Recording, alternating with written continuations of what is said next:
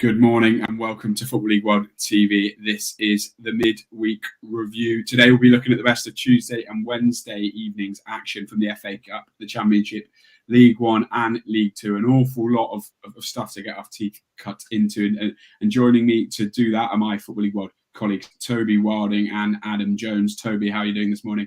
Yeah, good, thanks. I mean, what wasn't the busiest of fixture list, not a full schedule this week, but still some really eye-catching results and plenty to get into. So looking forward to this one. Absolutely. And what about you, Adam? Yeah, not bad, thank you. I'm very pleased that the Championship clubs gave a good account of themselves in the FA Cup, regardless of the score lines, really. So yeah, I'm quite happy with that, and I'm excited to get into this.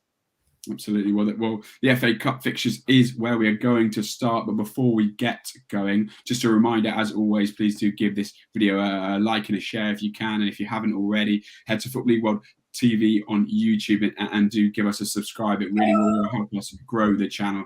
And of course, if you're at a game in midweek, if you weren't, if you're a fan of an EFL club, we want to hear from you. So please do let us know your thoughts on any of the results or any of the teams in the EFL this week.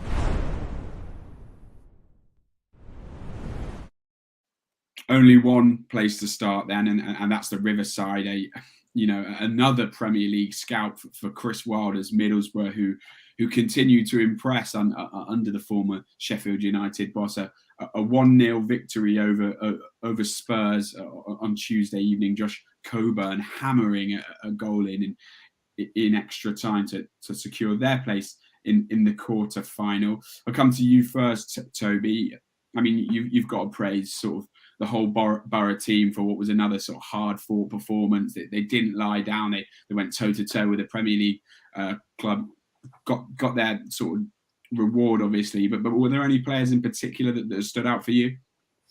Yeah, I mean, as you say, when you produce a performance like that 2 times in a row in a cup competition in those circumstances, it's hard not to sort of downplay what any individual has done for that team. But I think Johnny Howson, I believe, is excellent sort of in running that midfield.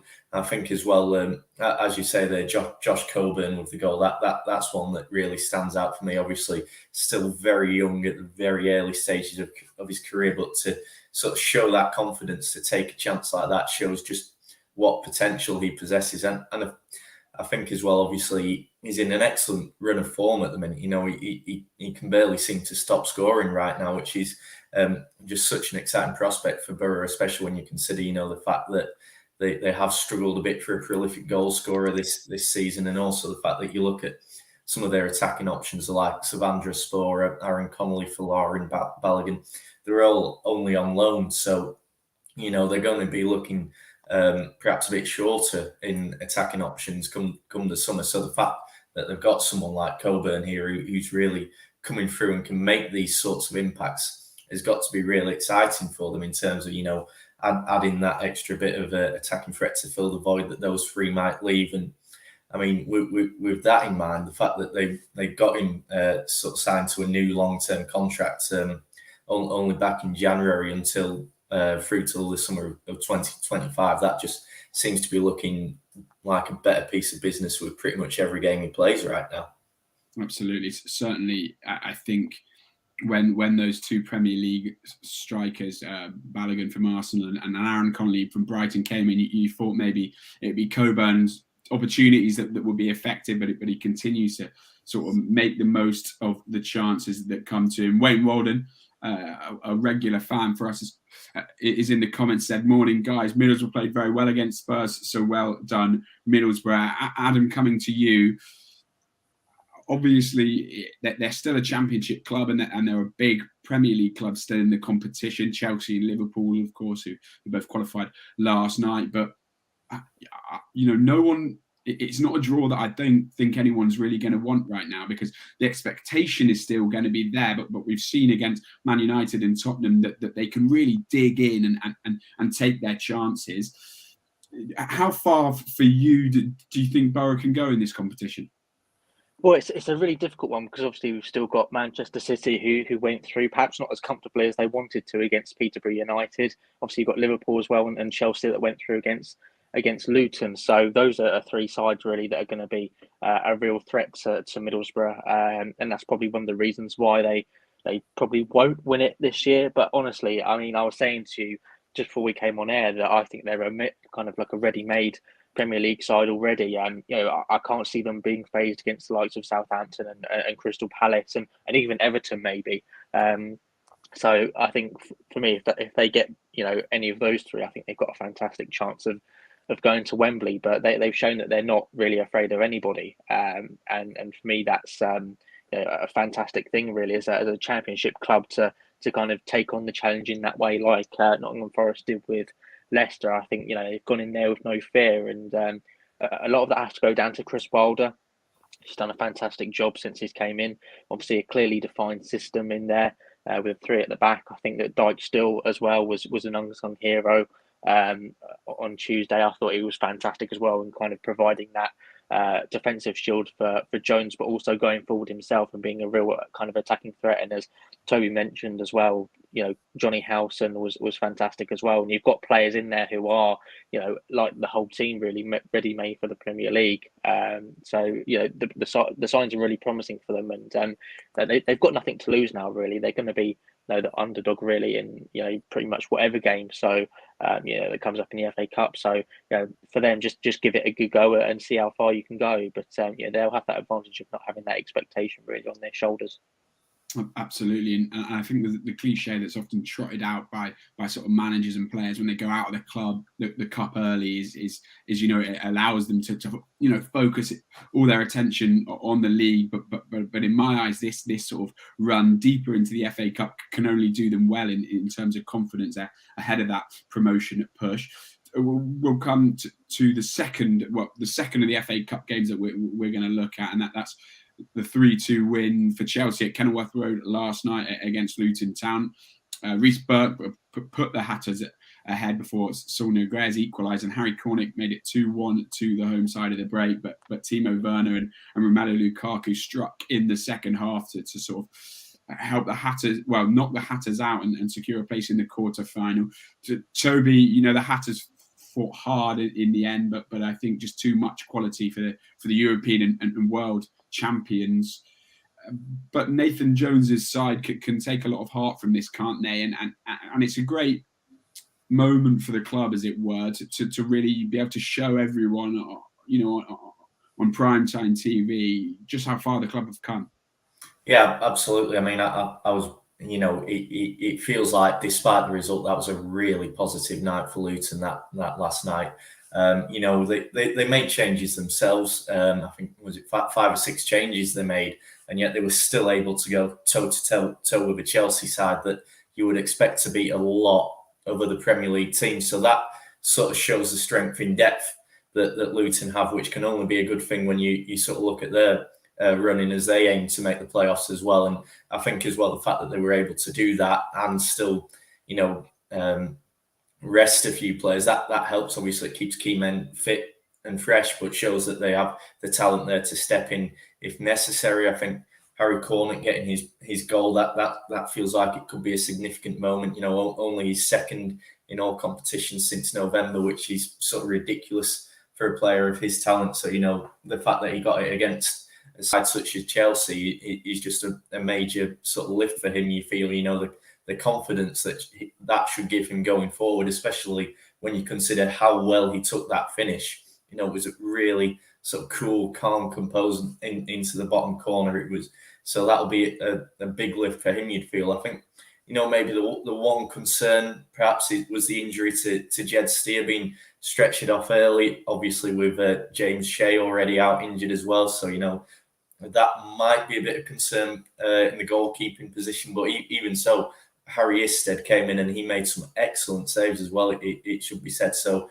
that if he does have to step in for, the game against the world teams Middlesbrough on Saturday and then even potentially beyond, he's got that behind him in terms of a bit of a confidence boost, and he's a bit fresher now, he's a bit more match sharp. So even that can be seen as a positive in some senses. So yeah, just despite the result, it feels like me that was a really good night all around for Luton.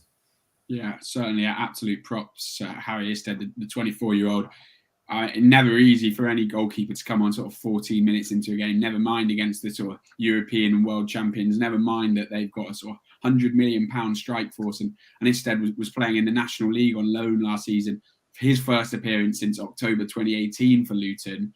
And I think, he had an expected conceded goals of nearly 5 and couldn't do anything really for the goals that did go in. So, he deserves a huge amount of credit, as many of the players do, Adam. But Carlos Mendes-Gomez is someone I want to pick out. Obviously, he signed from Morecambe after helping them win promotion last season. And for Morecambe, a really exciting sort of forward winger, really quick feet, difficult for defenders to keep on top of, and almost a constant nuisance. But we saw him using a different role last night by Nathan Jones, sort of more central midfield, as it were. And I think perhaps credit deserves to go to Jones for turning into this sort of player. But a really strong defensive performance, I thought. What did you make of Mendes-Gomez's display? Yeah, I thought it was very good. It showed a different aspect to his game. And I think that's kind of versatility that you need, kind of going, in terms of, going into the final stage of the season, filling in different positions. Obviously, Jones has placed that kind of trust in him. So for me, that's, credit has to be shared there, as you kind of alluded to. But yeah, I mean, looking at the signing in the first place, it was a really shrewd addition, obviously scouting from the lower leagues as well. So it was a fantastic performance and a fantastic signing as well. And that just kind of shows really the off-field stability that they have as well. It kind of encapsulates everything as well, not just Mendes-Gomez and the signing, but also the entire club, the off-field stability that they've had, especially after the days of such off-field instability and John Gurney and those types of people.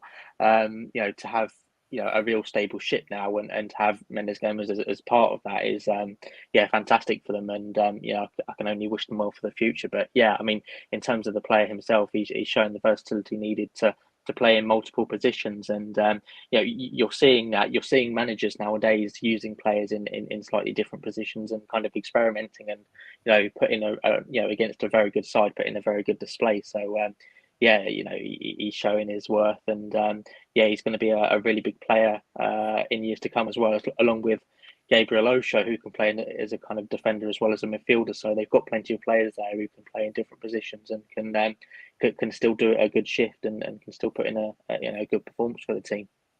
Absolutely, as you say, I think the overall point that we're all running on there is what a positive evening it was for Luton Town.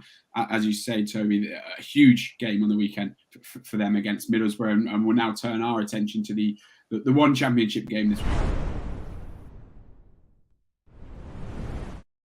Uche Ikpeazu's 85th minute winner allowed Cardiff City to come away with 3 points against Derby County in what's another dent to their hopes of survival.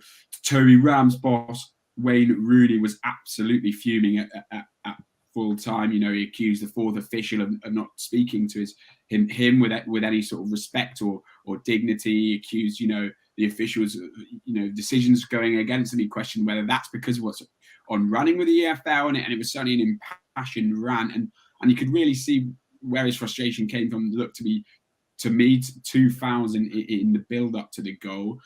How did you see those decisions? Was there a foul on Everselli and on Davies? What did you make of sort of Rooney's frustrations? Were they fair enough? Yeah, I can definitely sort of understand where Wayne Rooney's coming from here. That sort of the situation with Davis in particular. It did seem to be a pretty Ikpeazu.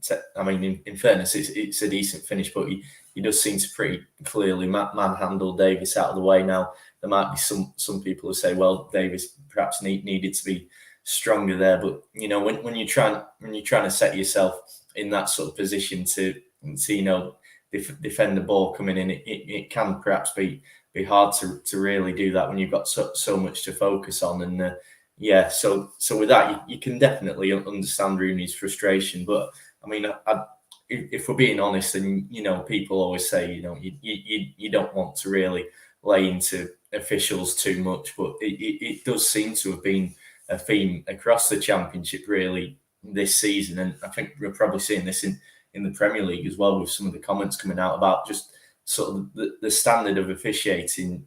Does seem to be something that at any level of the game in this country at the minute we're talking about a bit too often. Really, it's not what we want to be discussing, and yet every week it seems to be a topic that's coming up. And when it is sort of reoccurring that regularly, and when it is so many different managers making those sorts of points, you do sort of start to wonder whether this is really something that needs to be looking into. But yeah, in terms of this particular incident, you can understand why Rooney is frustrated, and especially when, as you say, you consider sort of how big an implication that result could have for Derby in the context of their battle against relegation.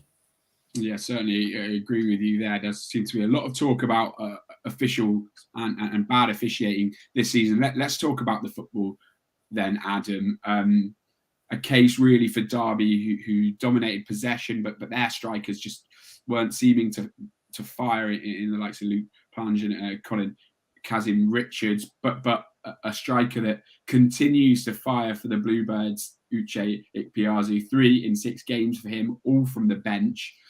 Do you think Cardiff should be looking to sign him permanently in the summer? He's obviously on loan from Middlesbrough at the moment.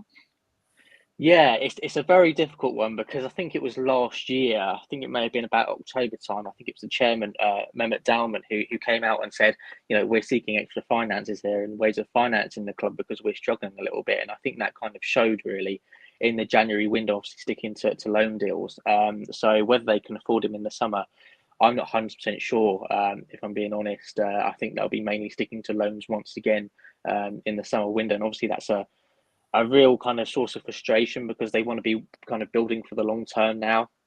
Even Steve Morrison said, that he didn't think he was going to get any of his current loanees back next season. So, they can't really build for the, for the coming years. And obviously that's going to stifle their progress. In terms of Ikpeazu as a striker, and just taking him in isolation, he's not the most glamorous striker, but he's effective. And I think that's exactly what you kind of need. He's as long as he's getting goals and as long as he's getting points on the board for the Bluebirds, then nothing else really matters. So for me, they should be looking at signing him permanently if it's financially viable.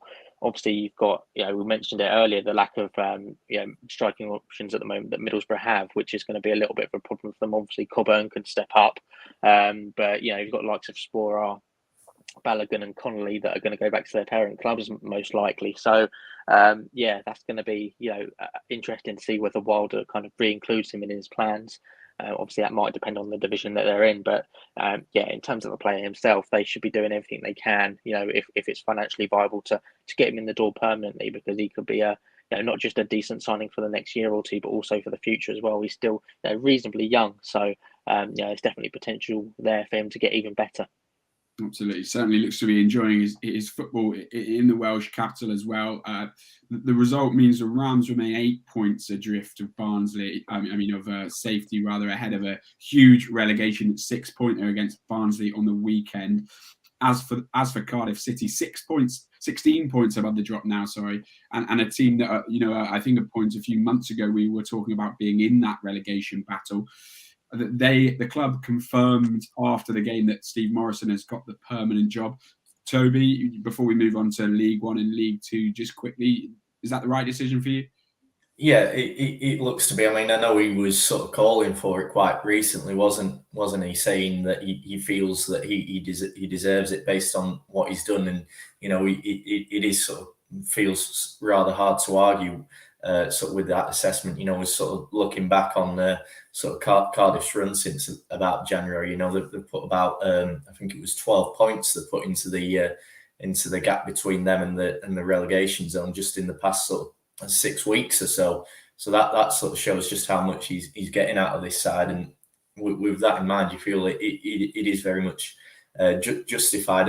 I think perhaps the fact that it was just until next season perhaps shows that there's a bit of wariness on their part. You look back to sort of the long-term contract that they gave Mick McCarthy last season when he had them in good form, and pushing for the playoffs, and that obviously completely backfired during the first half of this season and prompted them to make that change. So I think when you consider that, that is perhaps something that's come into their thinking when you sort of look at the fact that it is only a deal until next season. But nevertheless, he has earned it. And I think as well, you sort of look at some of those players that he brought in during the January transfer window. We were talking about Ikpeazu, which is worth mentioning as well. I think 3 goals in 6, and 2 of those goals have been match winners in 1-0 wins over relegation rivals in Barnsley and Derby. That have really helped them put that gap into those bottom 3 places. So again, him coming in, Cody Drammer, another who's been a big sort of asset since coming in from Leeds. Hugo, he's got his signings right, even if they have only been on loan. And I think that as well is really impressive in terms of, it sort of shows the way he's read the squad, identified what he needs, and then got the best out of them when they've been brought in. So yeah, I think he's done more than enough to sort of warrant that job on a more permanent basis. Absolutely, and seems now that the sort of start of a project under Steve Morison, and as you say, some good signings made in January, and that the summer window is certainly going to be interesting. We shift our attention to League One then, and Sheffield Wednesday continued their impressive recent run with a 5-2 win against Burton Albion. 3 goals in the final half hour for the Owls. It was Liam Palmer opened the scoring. There was also 2 for Barry Bannon, 1 for Patterson, 1 for Johnson, and the goals for Burton coming from Guediora and Nias. Up to 5th now. Adam, should we consider Wednesday as top 2 candidates? I think we've had Rotherham look on course for the title, but we've had Wigan as sort of up there, and they've obviously got games in hand. But I think there's a chance Wednesday could sort of nick that, sneak in. I think it's going to be a tall order now, but I'm kind of eating humble pie because I had them outside my top 6 kind of altogether, a few weeks ago. But I thought the discontent that there was kind of earlier in the season would come back to haunt them in a way and kind of resurface. But the good times still seem to be there at the moment. They've got some great momentum, and you can understand why there's kind of talk now about the top 2, obviously with the such emphatic wins as well. But I think for me, it would be realistic now. I think for me to have them kind of in the top 6 as opposed to the top 2 now. And I think considering they were mid-table for a reasonable chunk of the season, I think they'll probably take that 100% anyway. As long as they're in the promotion mix and as long as they've got good momentum coming into it.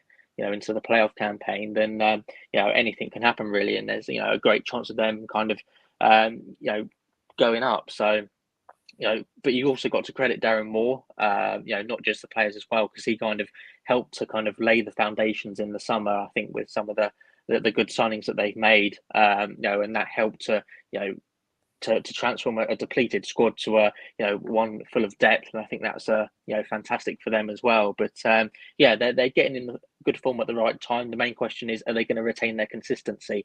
And that will determine perhaps whether they have a home tie first or an away tie first, perhaps in the playoffs, or whether they get in there at all. But there's certainly still work to be done. But they're on the right tracks at the moment. Certainly, and Toby, Adam talked about the players that were brought in by Darren Moore to sort of strengthen this Wednesday squad. One player that remained, of course, Barry Bannon, the Owls skipper. Impressive performance for him, 2 goals and assists. That's 4 goals, 4 assists now for him since the start of February. He seems to be finding that the form that I think everyone expected he would show when he dropped down to League One, and at the perfect time for Wednesday. Yeah, definitely. I mean, I think it's something that me and you sort of discussed on the debate yesterday about 3 players who could have a big say in the League One playoff race, and he inevitably came up in that because, as you say, when Barry Bannon is on top form, then he's way too good for League One level. I don't think anyone can doubt that. The issue has perhaps been at points throughout his career the sort of consistency of that hasn't always been there, and perhaps that has been the case at times as well this season. But as you say, now with that sort of run that he's on since February, it seems as though he is sort of finding that at the perfect time for Sheffield Wednesday, and it's probably no surprise that has coincided with this sort of real significant upturn in form for the Owls that has really sort of seen them move into the top six. And in that sense, you almost feel like, we talk every season about, teams that make a late run from deep in the table to sort of sneak into the playoffs at the very sort of late stages of the season. And then they can potentially build on that momentum in the actual playoffs and win promotion. And you could almost argue to some extent that we're seeing a bit of that now with Sheffield Wednesday, really driven by Barry Bannon and this form he's coming into. So that looks like it might have been very nicely timed for Sheffield Wednesday. And as Adam says, it feels like with the advantage that Wigan and Rotherham have over them at the minute, and sort of the games in hand that Wigan have, you feel like the top two might be a push too far, but they'll definitely be sort of in the mix to pounce if one of those two sides does dramatically fall off a cliff. And if they don't, then they've got a really strong foundation to build on here in the playoffs. Yeah, certainly. I think we've talked about Blackpool a lot on Football League World TV, but they were the team with all the momentum heading into the playoffs last season. And Wednesday will likely feel confident if they can do the same. The defeat for Burton Albion, 3 defeats in their last 4 have you'd say knocked 14th place Burton Albion out of playoff consideration, but still a season full of positives for them. We'll focus next on a clash between two sides that are very much in playoff contention, and that's Portsmouth and Oxford, a 3-2 win for Pompey. Sean Raggett, George Hurst and Hayden Carter getting the goals for Portsmouth, while Marcus Brown and McNally in for Oxford. 4 and 5 now, Adam, for Pompey. They moved 10th, and we talked about building momentum for Wednesday. Portsmouth certainly seem to be, the wheels are certainly turning now as they start to mount a playoff push of theirs. Yeah, 100%. I mean, the one frustrating thing is the fact that they seem to have a good patch and then a bad patch and then a good patch and a bad patch. And for me, that could be, really kind of costly in the end if they get into another kind of bad spell of form. But at the moment, they've just got to try and keep their good run of form, going for as long as possible. I think the 2 games in hand that they have will be instrumental, to their playoff chances. I think they've still got, I think it's about an 8-point deficit or something similar to that. So, that's still quite a considerable gap, but they've got 2 games in hand. And if they win both, then they'll be in touching distance, really. So for me, those 2 games are going to be absolutely kind of crucial. Obviously, it could be a psychological boost for them having the games in hand over some of their playoff rivals, but also, and we've discussed this many times before on FLW TV, but again, work the other way in terms of having a really packed kind of schedule and fixture list and less time for rest and recovery. So it could work in kind of 1 or 2 ways for them. But they recruited reasonably well in January, which obviously helps as well, at Hayden Carter and other players as well. And I think that will give them the kind of boost that they need, obviously, going forward. That was kind of important, that the January kind of period for them. The one concern for me is that the fact that they're coming from behind quite a bit.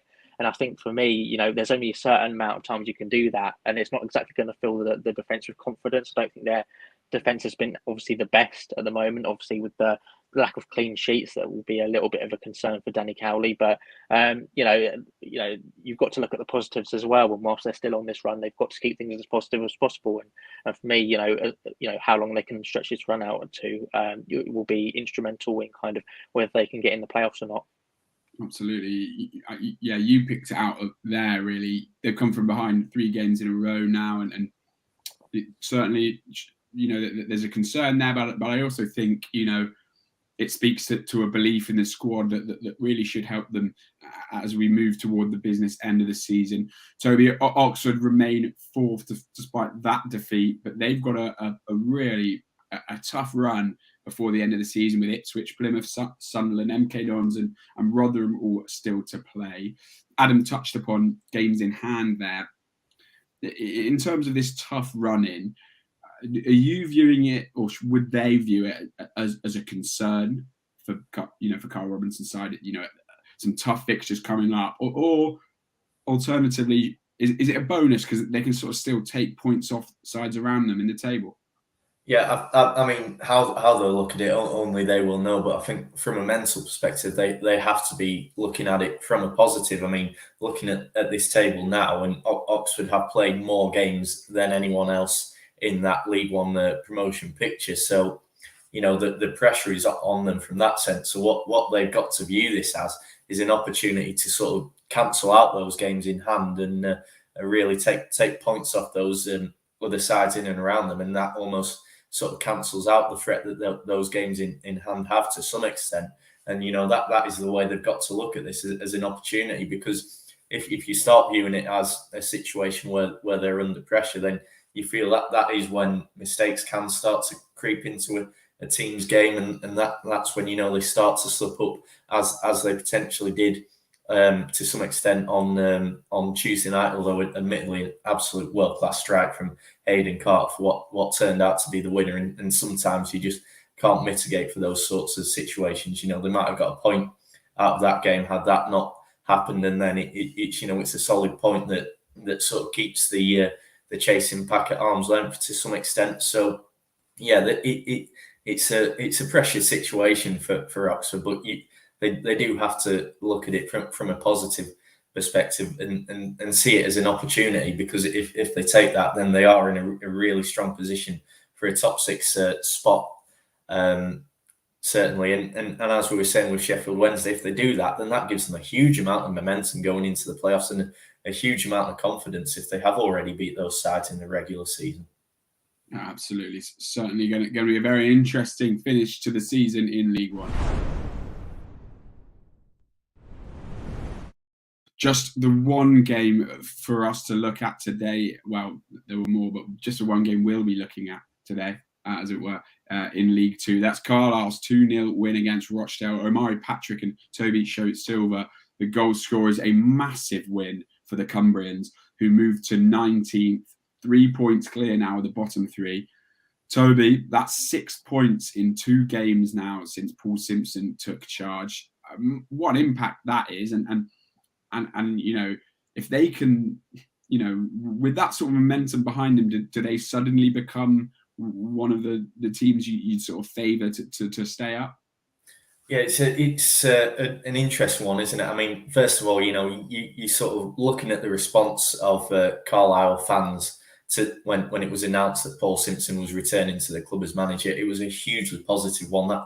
That gave them a massive lift, obviously, and then they had that big win at Leyton Orient, who was staggering at the weekend, and then his first home game back in charge. I think I saw there was sort of over 5,000 back in Brunton Park for that game. So that sort of shows the sort of backing that this appointment has got was a big boost for them to sort of bring in that sort of crowd, and a crowd that is behind the manager. That will obviously lifted the team. But I think as well, you look towards perhaps a bit of the January business they did, as well as something that's proved crucial here. Omari Patrick and Toby Silva getting the goals. Omari Patrick was one they brought back from Burton after just a few months at the Pirelli Stadium, and he's really sort of hit the ground running on the pitch again for Carlisle. Got some crucial goals already.